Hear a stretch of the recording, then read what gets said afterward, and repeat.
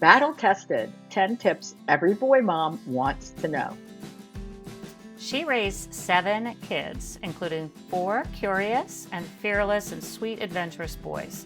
In this episode of the Mothers of Boys Survival Guide, we talk with Mary Pat Gang, a seasoned mom of 7 and grandmom of 6, with one on the way.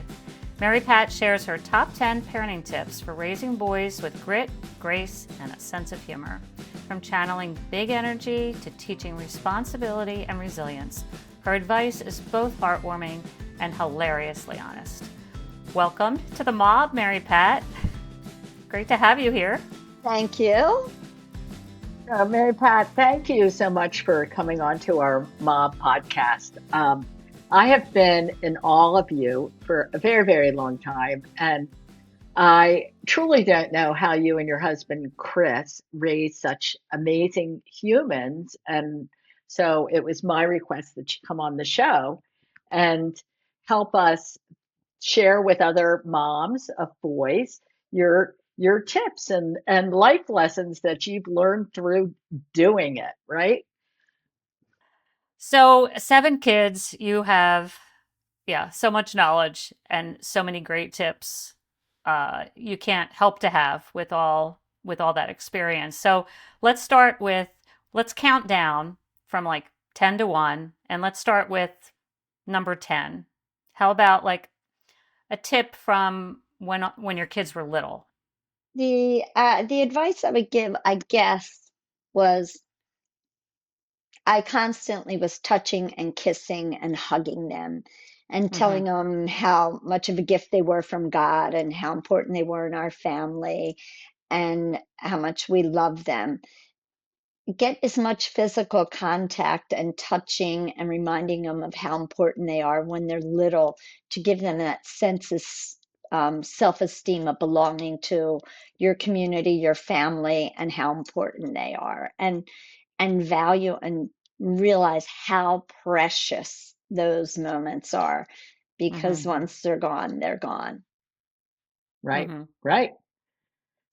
Okay, so tip number 9. How about a tip for, setting boundaries without crushing little spirits? Setting boundaries. As humans, we all like boundaries. That's why there's speed limits, there's laws, there's all sorts of constraints on us because that gives us security in the fact that we know what to do and we're not just rambling. So we were very strict. Um, but we respected them. And now, talking to them as adults, my son said, yeah, I might have thought that was a crazy as a kid, but now I see all you did was love us and give us those boundaries to keep us safe and to direct them. So don't be afraid of encroaching on them and giving them boundaries, because that is one of our main jobs, other than keeping them safe, is to help them learn how to navigate through life that is full of boundaries. And if they aren't there, to learn how to set them themselves to keep them on the straight and narrow, and just give them, the confidence by letting them know that you love them, but it's through your wisdom and that it's your job. You have no other choice. Mhm. Yeah, that's great advice. Because I think that sometimes it's easier not to set boundaries. Sometimes it can be hard because you set a boundary and your child is so upset with you and doesn't talk to you, or it's just maybe they can't participate in something that they really wanted to. And so their feelings are hurt and they're crying, and all their friends might be doing something. So I think most of the Right. time it's harder to set boundaries, and it's harder to to watch your child go through that short phase of getting through it. You're doing the right thing, but it is easy to cave in sometimes. But so that's great advice. Something that's totally aligns with that is just teaching in general right from wrong. Do you have any tip for number 8? um, Teaching right from wrong, just basic. Well, basic, when they're little, right from wrong are basically safety issues. Mm-hmm. So, putting their hand in an outlet, pulling a glass off of a counter.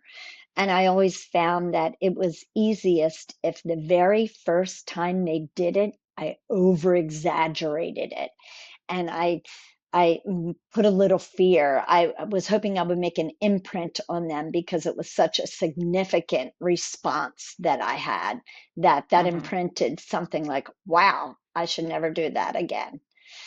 And I guess and then when they became teenagers, kind of the same thing, like this is non-negotiable. You're not going to talk back to me like that.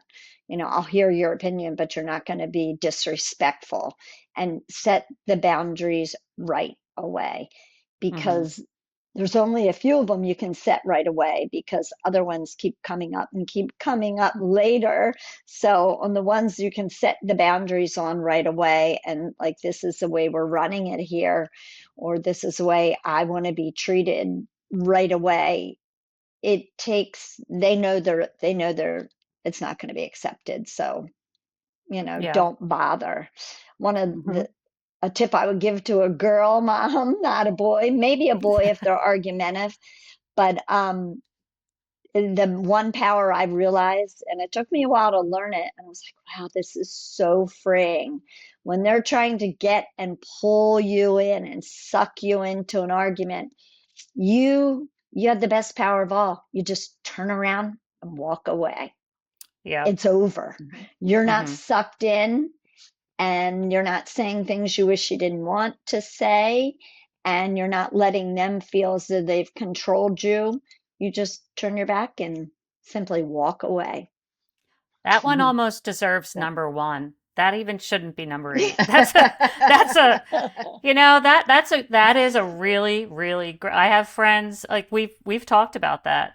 That we didn't learn later until our kids were much older, and a lot of times you don't have to apply that until they're older, right? That becomes a little bit more of a challenge where they start Yes, to, they're much more capable. They're very smart, and they're much more capable of knowing how to push your buttons and how to get what they want or try to get what they want. So yeah, this is good hmm stuff.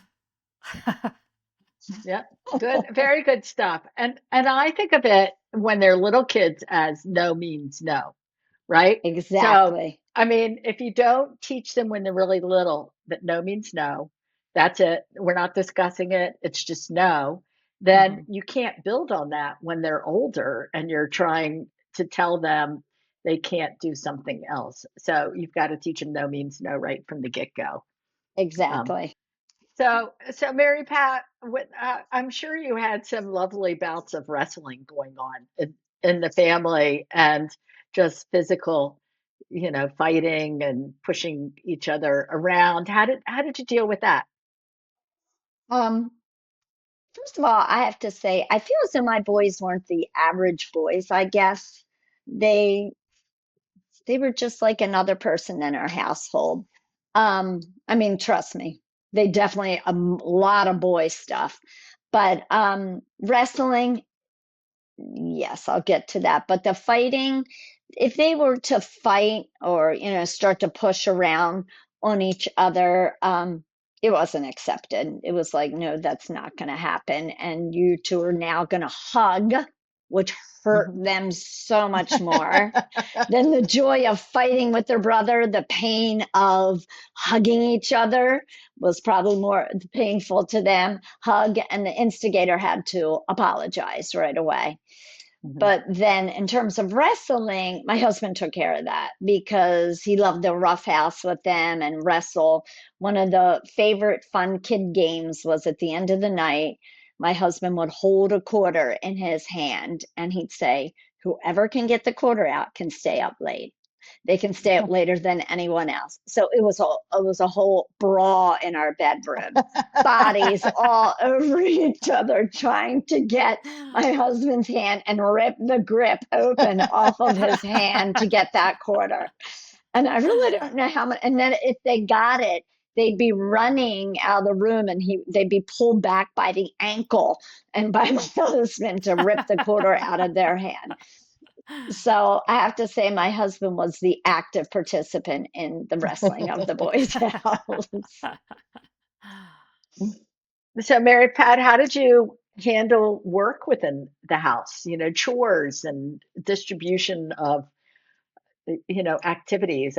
Just even getting the boy. I made the boys empty the dishwasher. They had to clean the kitchen and empty the dishwasher, Mhm. every after every meal. And you would have thought that I was sending them off to the gallows Oh, because they were going to have to do it with each other too. And then they negotiated, oh, I don't really want to do this with you because the older one would do all the work for the younger one. And so then they came up with their own schedule. So nice. how And did you do it? I would say that was probably one of my weaknesses was being more of a delegator in some sense. Having a large family, I didn't want it to seem as though they had to run the house. So many times you'll run into people be like, oh, I don't want to have any kids because all I had to do was work as a kid because I came from this many kids. So I was Mm, really kind of sensitive to that because I did have a role and I did have a job and I was a stay-at-home mom and that was my job. However, I used to always emphasize to them that we are communal living. We are a communal living. You make your bed, you pick up your room, you hang your backpack up, you put your shoes where they are, you pick up your toys, you're part of the community and you help out.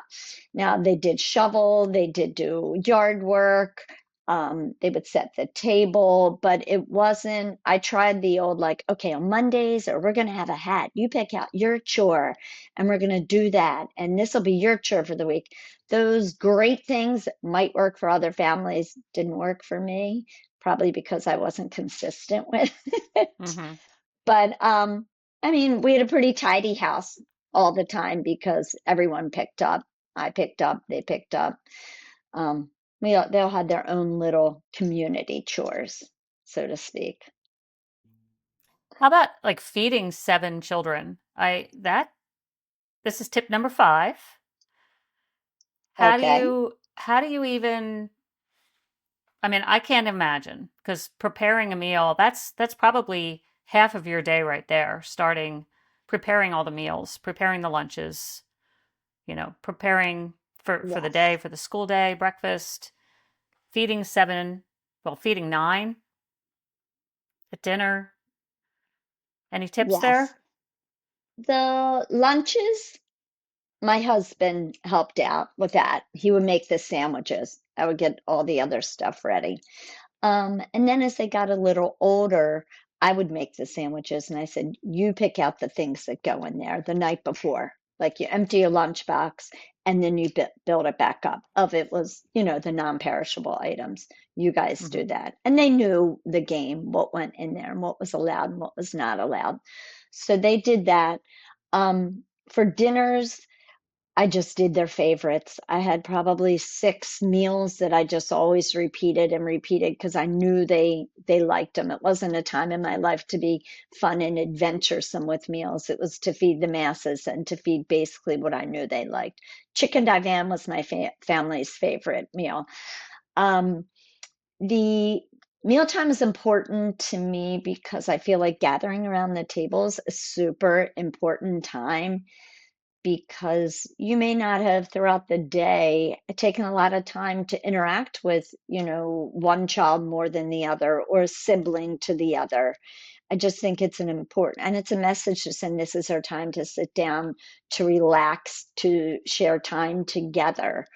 It got really hard with sports. My husband would coach, I would coach, and, sports, you're in, you're out, this and that. There were times when we would go and I grabbed fast food, but that kind of grossed me out a little. So I would make chicken salad sandwiches and I'd bring the other children if I was coaching and we'd have a picnic on the side while I coached. So I knew they were getting a healthy meal. But then when we came home that night, I would like to either have a dessert or fruit and we would all sit around the table and just spend time that little bit. It might not have been lengthy, but we shared that time at the table together. And I think sharing a time at the table together is really important. There's some odd stats, and I don't know the numbers on it, how little amount of eye contact you have with your child each day. And I feel like the table gives you that opportunity to do that. Oh, another fun thing that our dinner table, we would have occasionally, we would say, everyone write, take a piece of paper out and write your thoughts on that person. And you would pick a different person or draw a picture of that person. And it was kind of nice to think, oh, wow, that person, I never knew they thought that about me. That's fun. We had a game that I called High Low. Oh, So, each person had to share the best moment of the day and the worst moment of the day. yeah. It's like let's just skip all the stuff in the middle so that we could get a sense of how each person's day went. And I think that helped build empathy and also Hmm. just a general understanding of each other, you That's a know. great idea. My daughter does that with hers and children, and I think that's especially good with boys because, like you said, understanding of their day. Because we all Mhm. know as mom of boys, what did you do today in school? Absolutely Nothing. nothing. Nothing. So that was a good way to pull that out of them. That's a great Right. way, Susie. Yep. Yep. So, Mary Pat, my boys totally struggled with executive functioning, especially in later in elementary school and middle school, organization, finding homework. I would go through their backpack. I would find homework that was never turned in ever, ever. And and by high school, there were times when we even hired somebody to come in and be the coach, the organizational coach for our older son because he was just struggling so much, and he wouldn't take anything from me by that point anyway. So, can you give us tip number 4 on executive functioning and organization? Well, it sounds like you hit it on the nose. How was hiring someone? Did someone work? uh, Did that work? it did work in high school, it Wow. but that was because he essentially wasn't taking any advice from anybody in the house by that point. Right, So, right. Um, yes, the apple doesn't fall far from the tree in my house. I struggle with ADD my whole life. mhm, Um, famous for list making. I have to say that with my boys, definitely the executive functioning was definitely very apparent. The girls, not as much. Um, yeah, that it's very difficult, and I feel badly that they get that trait from me. I would go send them up to do homework. They went to Catholic school and got ridiculous amounts of homework, which is frustrating in and of itself because I felt as mhm, though they were robbing me of time with my children. Half of an hour is plenty. Hours is they're taking my precious time with my children away from me. So I resent that. I would go upstairs and be like, all right, let me go check on them. How's the homework going? Only to find that, say, one of my sons had built this awesome clay man of Trey Anastasia. And like they'd done clay men for the last hour. It only led to yelling and fighting. And so, did I have any answers? No. I think yours sounds the best, Susie. Hire someone to help you out with that until the school system changes and they're mhm. not bound down with these piles of homework. I think we really can't help that much because it ends up being a little bit more of a battle. I've tried incentives, I've tried everything. Darn it. So, I think your way works, Susie. What I also found interesting was the amount of homework based on different schools. So we did transfer the kids to Mm-hmm. different schools, and we moved at one point, and I would go in elementary because I felt the same way about you. A half an hour of homework is it. I mean, that's really all it should be in elementary school. Right. And I went in and uh, did have several conversations with teachers about that I was not going to torture my child at the Right. end of the Same day and here. myself, right? Same here. So Right. So Right. I do think it's really important to advocate, for your kids in school. Mary Pat, do you have any tips for building independence? Obviously, it's a lifelong thing that we need to learn how to have. I think it starts when they're little, when you are sitting there with them with a puzzle and they keep putting the piece back in the wrong spot or they can't figure it out. And you have to sit on your hands to control yourself not to put the piece where it belongs and solve their problems and just teach them to try again.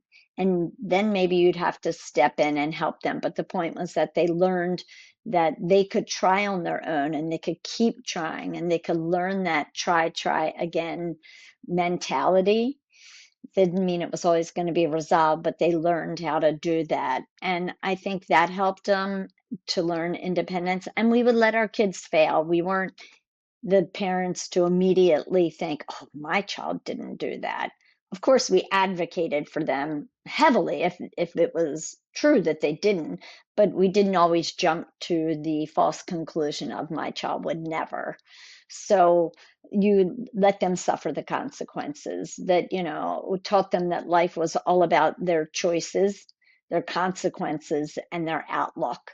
Those were the only three things basically in life you could control, and it was up to them to do that, and it was within the power of them to do that. So I think that gave them a sense of independence of, this is my world, this is my journey, and these are the ways I can do it.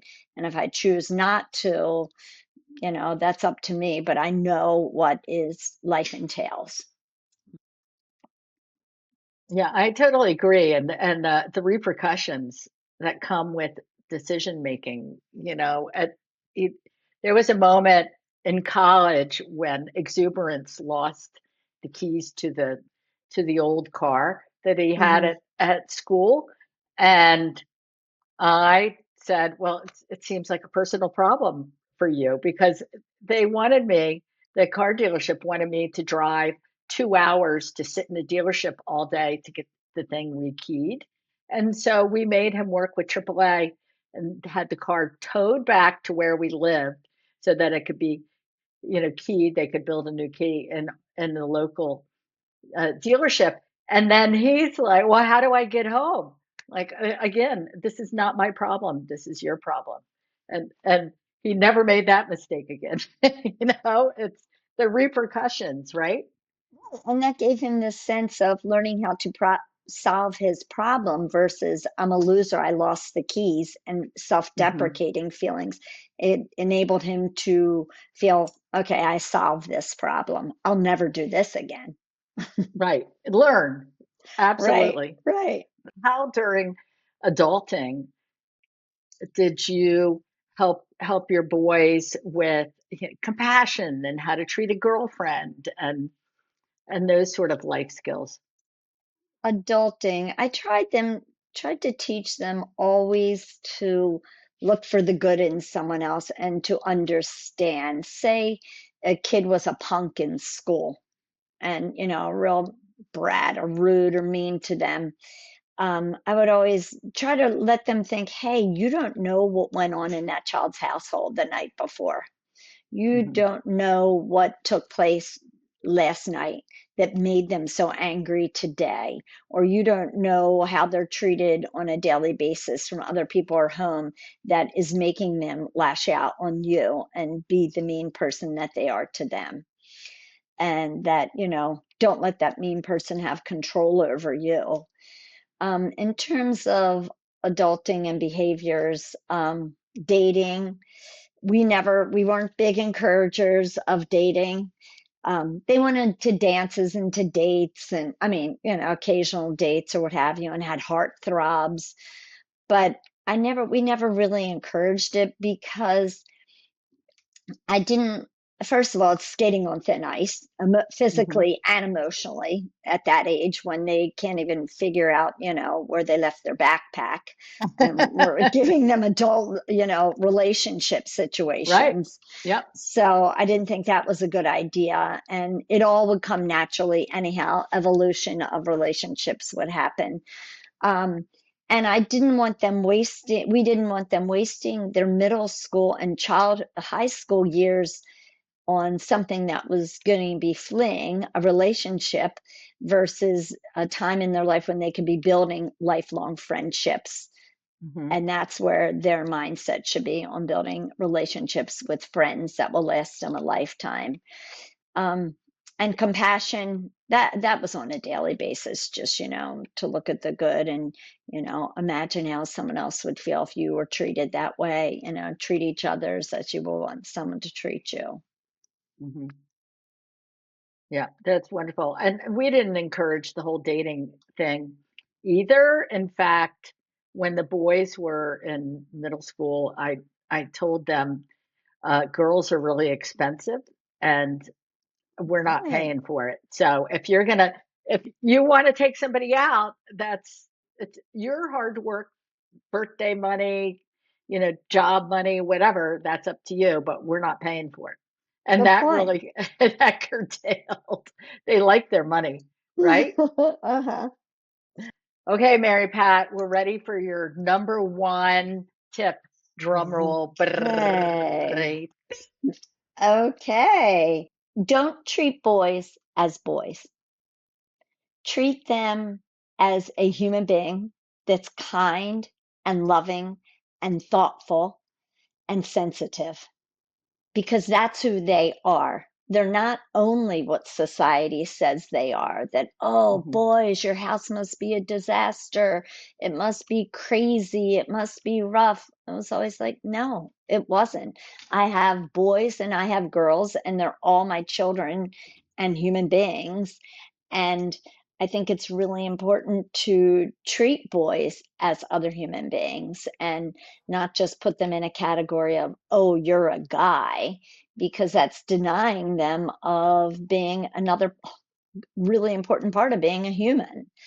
mhm, And I feel as though we as women have a huge job, and it's a job to grow men, mhm, not to grow wussies. And by teaching them that they can be kind and loving and compassionate and caring is a part of being a human.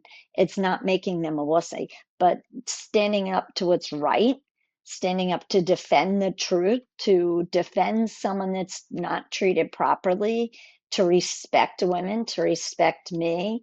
That's treating them as a man and teaching them how to be a man and to be strong and, be steadfast in their values, and take control and use their strength in those ways, and not by denying the important things of being a good human being, because that's not being a man, that's being a good human being. And I guess that's it. And to treat them, as if they're the most awesome human being, and to continue to touch and kiss and hug them. I hugged and kissed my boys the second they got out of middle school and all the way through high school if I'd see them. mhm. Like, that's what it is. Being loving and affectionate is not being meek or weak or not manly.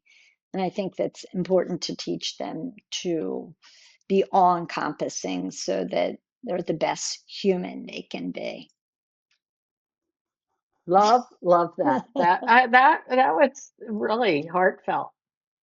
Well, yeah, it sounds like you need to make you need to enable your boys to feel comfortable in that environment, right? With affection, and just teach them with respect, and teach them how to be respectful to their sisters and their mom and their dad and everyone around them. And that's wonderful advice. And I mean, all of your tips, I feel like could be number one tips, because they were all amazing. I have to say that it is a partnership. And even though Mm, I'm the mom, I bring other things to the game. But it is really important that my husband taught that respect, and my boys saw mm, the ultimate respect to me as a wife, mhm. and from him, and a helping hand. And it was a partnership. And I think that that's important as women, that we, in raising boys and girls, that we can't expect that our partner knows what we want, that we need to express Mhm. it so that we can come together as a united front with our children, and for the husband to show respect to the woman, and that it's not a man job, a woman job. This is all of our jobs. So, Mary Pat, we ask each of our guests to share a mantra, a guiding light, something you might say to yourself, another mom might say to herself as they're in these, challenging and fun child rearing days. What was your mantra? I guess it was dual. One of the mantras I would always tell myself, breathe. And the baby cleansing breaths when you go through labor, they got me through life. Those deep cleansing breaths to Hmm. get rid of the stress. And the verbal mantra was dig deep. I would constantly tell myself, dig deep. Playing sports and being athletics through high school and college, I would think, okay, to get up that hill, you have to dig deep. And so if I physically thought about, come on, I can do this, I mean, it's mayhem, homework here, sports there, running out the doors, someone's forgetting a shoe, this, that, didn't hand homework. And then you see an F on a test because they didn't hand something in. It's like, but it's like, all right, dig deep. I got to get in the car. I got to do this. I got to dig deep because you can do it. It's in you. You just have to dig Mhm. deep and get up that hill. Yeah. And each Oh, moment is precious. that's all good stuff. Each moment is precious too, and when you dig deep like that, then you're sort of saving some of your energy for the times that are bigger, right? Because there's so many little moments that could be stressful, but if you just kind of dig deep through those little moments and save it for when you need a little bit more energy for particularly 7 kids, there's more moments. Yeah. Other thing I think is important is to always remember this is their childhood. They're never going to get this time back. So yeah, it might be this or that to us, but these are their memories. This is their childhood. And they'll never have a childhood again. So to treat them like a child, they're not adults, and they shouldn't have to be in the worries of our adult world. This is their childhood, and it's a very precious time and should be respected as thus. Well, thank you, Mary Pat. We really appreciate that you joined us today. Well, thank you. Thanks for having me. This is kind of fun. Girls just talking about girl and mom Yeah. stuff. Thanks for being just vulnerable and sharing all your stories, and you have so much great advice and so many great tips. So it was wonderful having you here today. And thank you all for joining us today. Follow The Mob on Facebook, Instagram, YouTube, and your favorite podcast platform. Be kind to yourselves, moms, and have a great week.